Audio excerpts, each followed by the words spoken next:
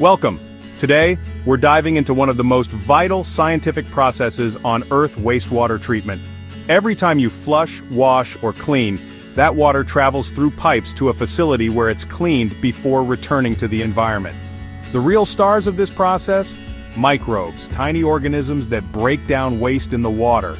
Our job is to create the perfect environment for these microbes to thrive. But how do we know if we have enough healthy microbes? That's where MLSS and MLVSS come in. These measurements tell us how many microbes are present and how healthy they are. Think of them as the vital signs of a treatment plant. Understanding MLSS and MLVSS is key to keeping our water clean. So, let's explore what these terms mean and how they help us manage this hidden, microscopic world. Wastewater treatment isn't just about pipes and tanks, it's about nurturing a living ecosystem. Let's get started. First up, MLSS, or mixed liquor suspended solids.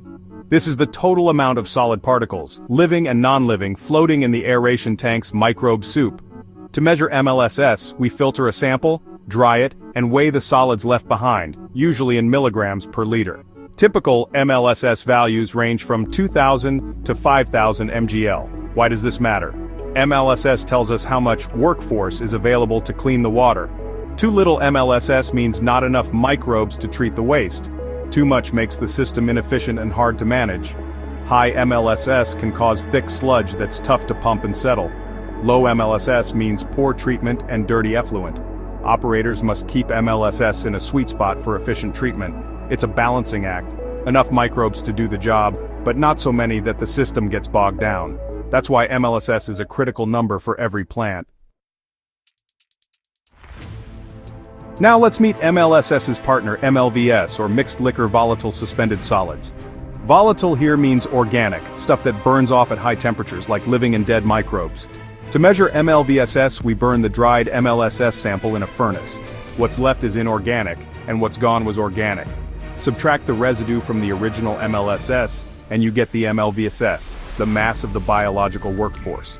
Healthy plants have MLVSS values that are a large fraction of MLSS, often 70–80%.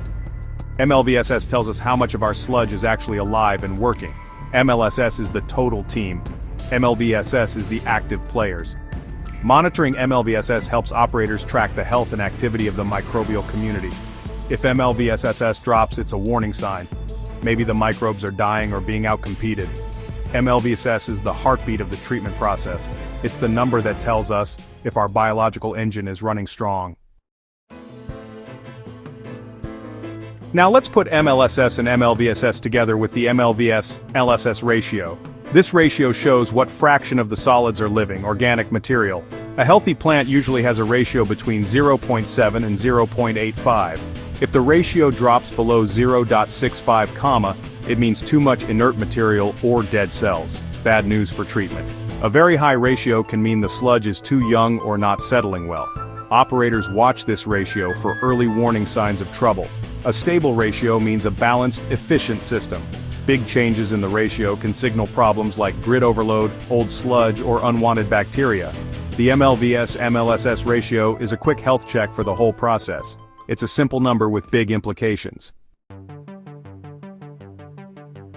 So how do operators use MLSS and MLVSS?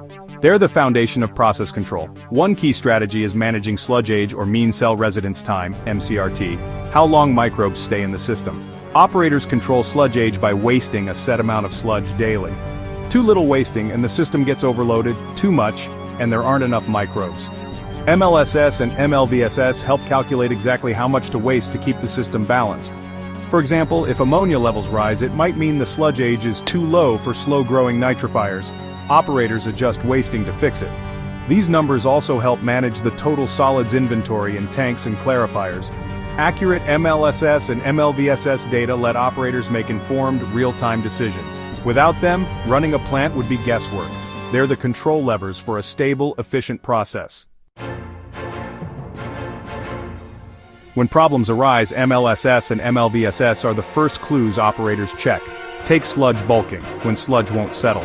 The MLSS might look fine, but a low MLVS-MLSS ratio can reveal unwanted filamentous bacteria. Or rising sludge, where gas bubbles lift sludge to the surface, often a sign of too high sludge age and excess nitrate. Operators use these numbers to diagnose and fix issues like adjusting aeration or wasting rates. Toxic shocks? A sudden drop in MLVSS but steady MLSS signals a die-off from a chemical spill. The MLVSS-MLSS ratio plummets, warning operators to act fast. These measurements help catch problems early before they become disasters. They're the plant's early warning system. With MLSS and MLVSS, operators can troubleshoot, adapt, and keep the process on track. It's detective work, guided by data. MLSS and MLVSS aren't just for daily operations, they shape plant design. Engineers set a target MLSS, which determines tank and clarifier sizes. Higher MLSS means smaller tanks but thicker, harder to handle sludge and higher oxygen demand.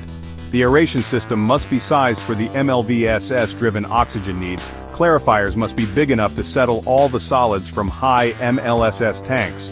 The chosen MLSS affects how well the plant handles flow surges and how much sludge it produces. It's a balancing act between construction cost, energy use, and performance. The right MLSS keeps the plant efficient and reliable. Microbes need the right amount of food, measured by the food-to-microorganism (FM) ratio. Food is incoming BOD, microorganisms is the MLVSS in the tank. A high FM ratio means lots of food, fast growth but sometimes poor settling. A low FM ratio means less food, slower, more efficient microbes but risk of starvation if it's too low. Operators adjust sludge wasting to keep the FM ratio in the target range. Too high? Waste less sludge to increase MLVSS. Too low? Waste more to reduce MLVSS. The FM ratio, together with sludge age, lets operators fine-tune the process. It's all about balance, enough food for healthy microbes, but not so much that the system gets out of control. By managing FM, operators shape the microbial community for the best treatment results. It's precision feeding for a microscopic workforce. MLSS and MLVSS are more than just numbers. They're the heartbeat of wastewater treatment. They guide operators in controlling, troubleshooting, and optimizing the process. MLSS manages the solids inventory.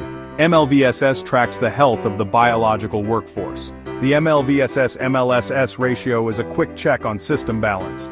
These measurements inform everything from daily operations to plant design. Mastering them means cleaner water, healthier ecosystems, and better public health.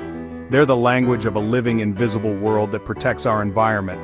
Next time you hear MLSS or MLVSS, remember they're the keys to keeping our water safe. Science in action, right beneath our feet.